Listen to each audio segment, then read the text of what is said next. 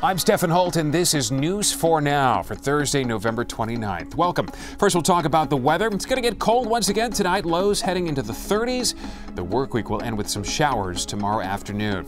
Now to the news, and we're learning disturbing new details about a family found murdered in their burning New Jersey mansion earlier this month. Prosecutors today announced murder charges against Paul Canero. They say he shot his brother Keith outside the Colts Neck home, then killed Keith's wife and kids before burning the place down. Then they say Canero torched his own home in Ocean Township while his family slept inside to make it look like he was targeted too. Prosecutors said the motive might have stemmed from a business the siblings shared.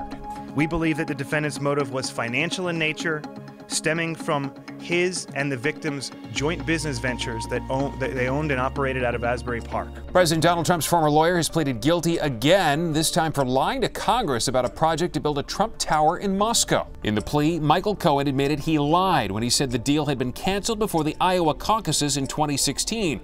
He now says the project was very much alive well into the presidential campaign and that Trump and his family knew about it. While leaving for the G20 summit today, President Trump accused Cohen of making up a story to get a lesser sentence. He's a weak person, and what he's trying to do is get a reduced sentence. In Harlem, a church that was in the process of being demolished has collapsed. You can see what's left of the building at West 135th Street and St. Nicholas Avenue. Authorities say it gave way just before noon and trapped a motorcyclist underneath. Incredibly, that man was pulled out with only minor injuries. No one else was hurt. Had he been there another half a second earlier, he would have been crushed under the weight of the bricks. On Long Island, a security guard and an Uber driver being called heroes after saving a driver from this burning Jeep. They jumped into action when they saw the crash in Ronkonkoma. One of them grabbed a tire iron and a tire jack and was able to smash the window and pull the driver out. Forget if you become a hero or not, but first of all, you got to save the life. That's the most important. And finally, Citi Bike is getting a major boost.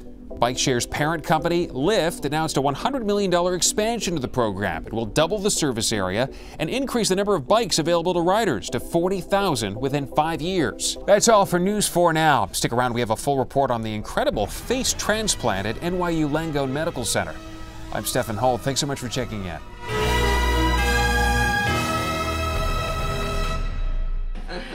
For 26-year-old Cameron Underwood, life is now full of hope.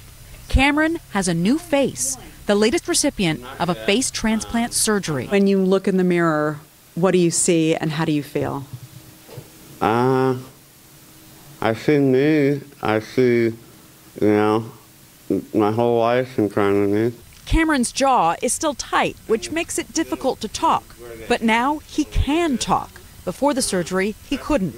In fact, there's a laundry list of things he can now do. Just communicate, for one, eat, drink, just simple things like that. 2 years ago, Cameron shot himself in the face. His prognosis wasn't good, but in January of this year, Dr. Eduardo Rodriguez took on his case here at NYU Langone Medical Center, replacing his upper and lower jaw, much of his mouth and teeth, his nose and cheeks, all thanks to 23-year-old William Fisher, a Johns Hopkins student from New York who died, but had declared himself an organ donor. Turn that around and look at yourself.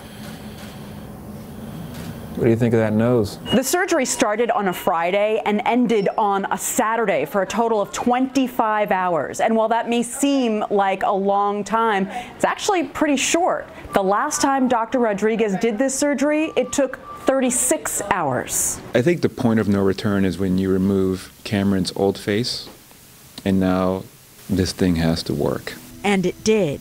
Cameron is from Yuba, California, and back home with his family now. He hopes to go back to work as a welder soon. Part of him still can't believe the science that fixed his face. They can put that together again like Humpty Dumpty almost. Like Humpty Dumpty, Cameron now putting his life back together. On the east side, Ida Siegel, News 4, New York.